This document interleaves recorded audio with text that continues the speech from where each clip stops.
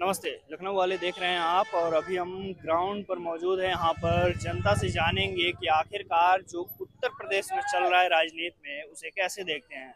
उत्तर प्रदेश में अखिलेश यादव जी नेता प्रतिपक्ष थे, लेकिन जब वो सांसद बन गए तो ये पद उन्हें छोड़ना पड़ा और अब उन्होंने नए व्यक्ति को अपने समाजवादी पार्टी के वरिष्ठ नेता माता प्रसाद पांडे जी को बनाया है नेता प्रतिपक्ष, नेता विरोधी दल। उसी मुद्दे को लेकर के जानते हैं कि आखिरकार क्या पीडीए के बाद अब नया एक ब्राह्मण चेहरा उतारने से, नया ब्राह्मण चेहरा को इस पद को देने से क्या ब्राह्मण भी उनके साथ आएंगे और उसके बाद वो अगली बार यानी 2027 में सरकार बनाने में सफल होंगे।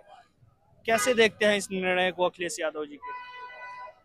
देखिए हमको तो कभी कभी आप लोगों के सवाल पर भी हैरत होती है।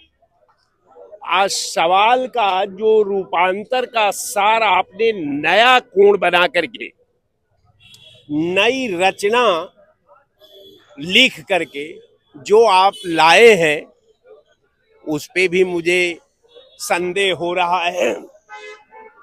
पीडीए कोई फार्मा नहीं,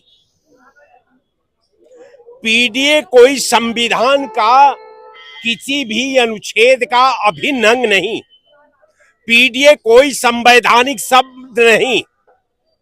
पीडीए एक सामाजिक रचना में जो कूटनीति का शतरंज में जब हम फीट कूटनीति करते हैं तो उसमें हम माइनस प्लस की बात जब शुरू करते हैं तो हमको ये लगता है कि इस गोटी को छोड़ करके इस गोटी को उठा करके रख दो, ये सेट कर जाएगी। पीडीए वही है।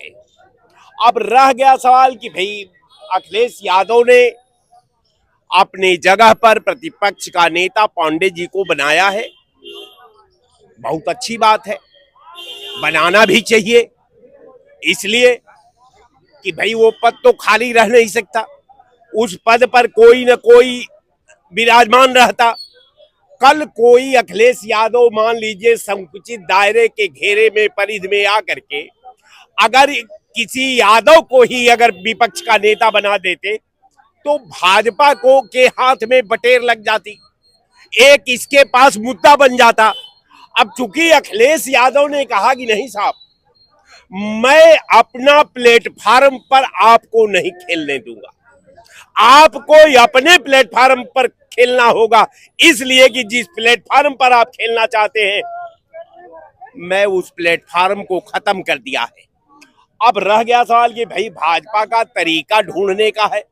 भाई वो तो निगेटिव पहलू का माहिर है, वो एकदम रिसर्च कर ली है कि जितने समाज के विरोधी मानक अगर समाज के रचना में भूमिका जो निभाते हैं उसका दिशा को बदलने का जो हम पैरा रचते हैं ये अलग होना चाहिए, ताकि वो आने वाला कल के जंग में वो मेरा प्लस का काम करे। तो मैं समझता हूं कि ये अखिलेश यादव ने पांडे जी को अब प्रतिपक्ष का नेता बनाया है तो सोच समझ करके बनाया है। अब पांडे जी में सारी काबिलियत भी है कि वो प्रतिपक्ष का नेता की कैडर की गरिमा को, संवैधानिक प्रारूप को, संवैधानिक सिस्टम को समझने में कामयाब है।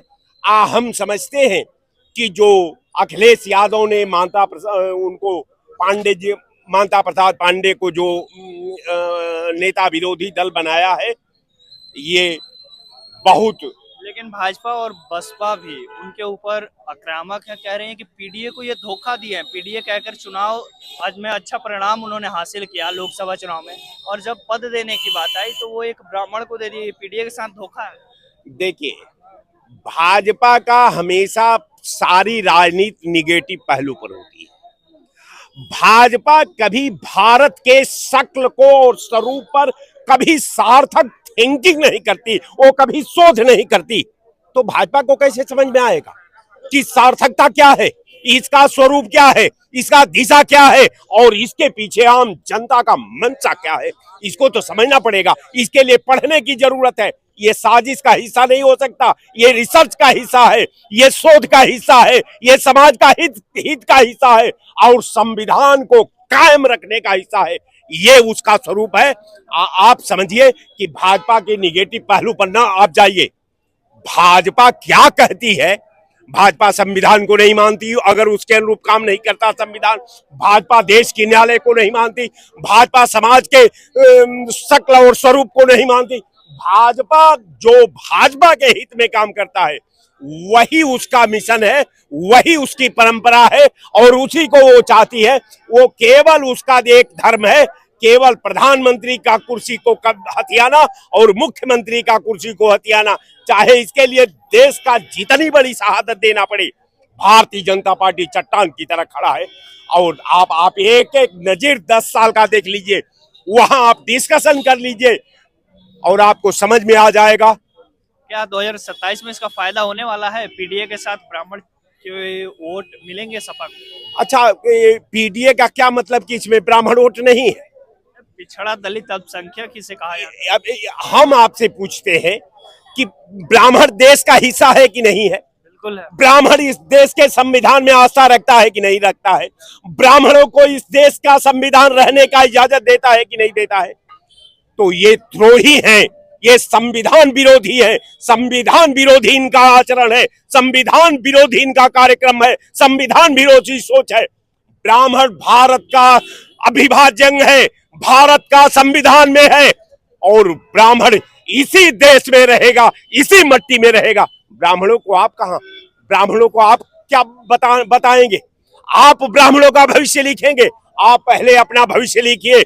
आप जो नकली आपके पास पीडीए है उसका शक्ल और स्वरूप का इतिहास लिखिए, ताकि हम भी तो पढ़ ले कि आप इतिहास के कितने बड़े ज्ञाता है। तो आप तो भूगोल का पैरे नहीं खोलेंगे तो इतिहास कैसे बनेगा?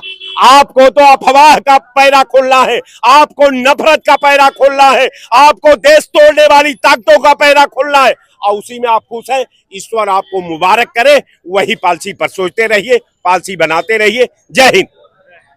देख सकते हैं काफी एनर्जी में, काफी गुस्से में, काफी उत्साह के साथ अपने पार्टी का अपनी विचार रखे और उन्होंने कहा कि ब्राह्मण भी इसी देश का हिस्सा है। तो